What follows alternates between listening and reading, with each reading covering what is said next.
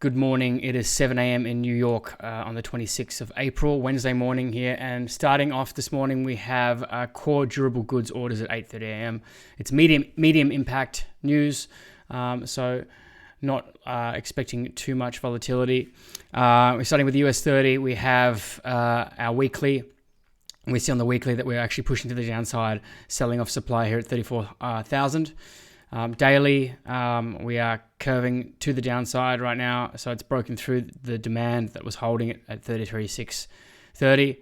And on the 4 hour, we can see here on our moving average ribbon that we are now crossing to the downside. So bearish on the interim, even though we are in bullish long-term territory or higher time frame territory.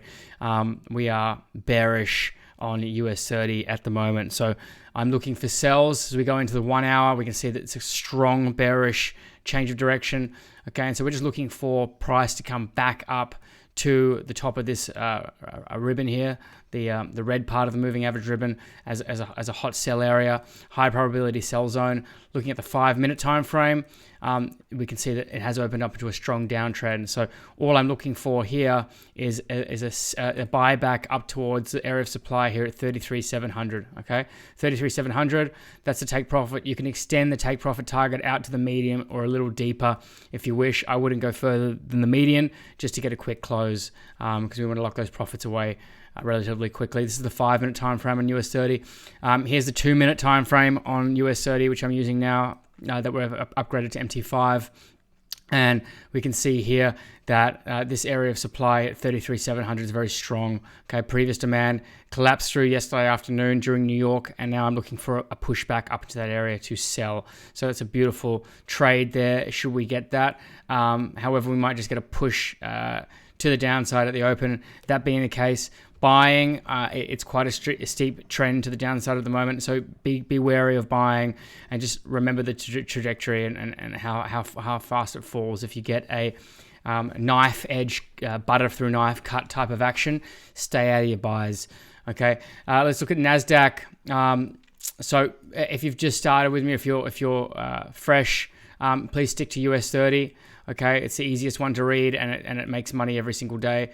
For those of you who are more advanced and want to add some more opportunity, I'm doing NAS 100, and I'll briefly go over gold.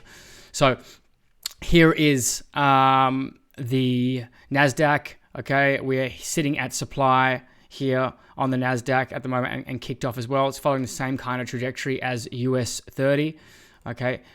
We see that we did break through the demand level here at 12,800, okay, 12,800, and it's indicative of bearish action, at least for the next week or two. And I suspect it's going to come down to this area here, sitting at the demand zone of 12,400.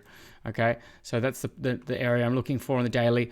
4 hour, okay, we're getting a cross of the moving average ribbon here. To the downside, so this means that momentum has shifted, and I'm looking for sells only on the NASDAQ at the moment, being very, very, very, very careful with my buying and practicing my defensive trading strategy if I'm buying, okay, but knowing that the wind is at our back on a sell. So if we go to the 1 hour, we see a very strong crossover into a downtrend. It hasn't been a strong downtrend, but after yesterday's kick to the downside during New York, it has opened up into a strong downtrend. So right now, this demand level here at, that's US 30. This demand level here at 12,900 has held, as you can see, and turned into a supply zone. So we kick back up, and we're now selling straight back off into this open here. I dare say it's going to be a pretty quick sell-off this morning on NAS 100, and you can see that's happening right now. Okay, river wide has been, is not being respected at the moment. So there's a lot of volatility on NAS 100. And that, with that being said, I'd probably stick to US 30 for trading at the moment because there's just a bit too much swell on NAS 100 at the moment for decent trades. We saw we came up at the end of the session here, back up to the supply zone, and it's not really working the bands correctly, okay?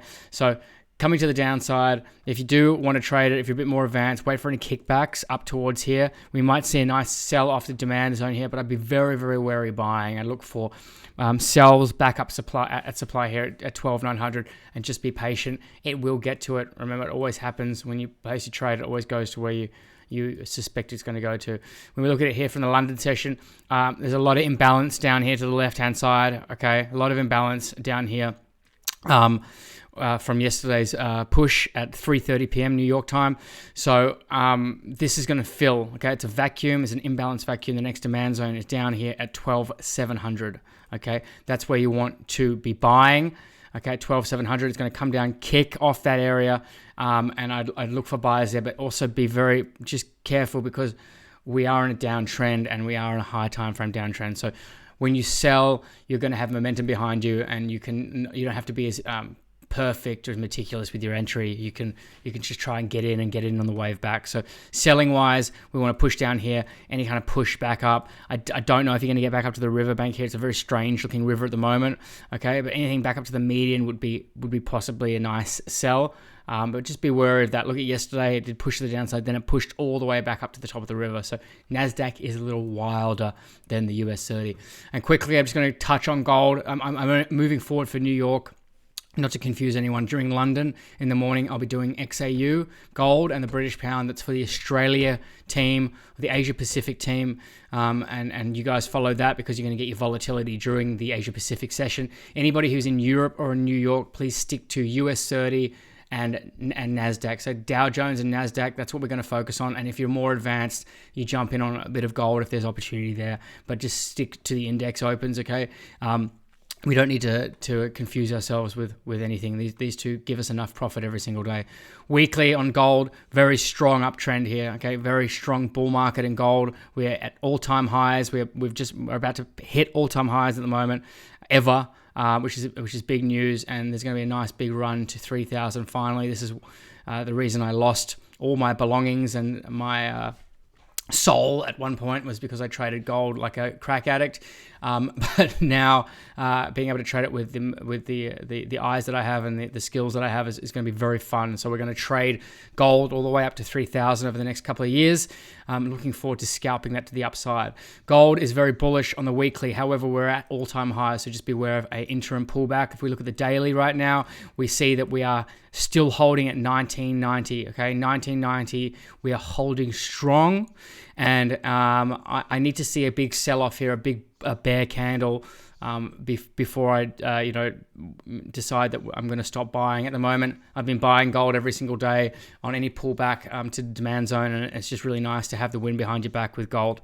When we look at it on the 4-hour time frame here, we see that we have slightly crossed over the moving average ribbon. However, it's holding and kicking back to the upside, so it seems like an interim complex pullback in a bullish direction. So just a little pullback here. 1990s holding, the 2000 level, the key level of $2,000 is holding, and we seem like we really want to push to all-time highs. So our next area of major supply is at 2040, okay, 2040.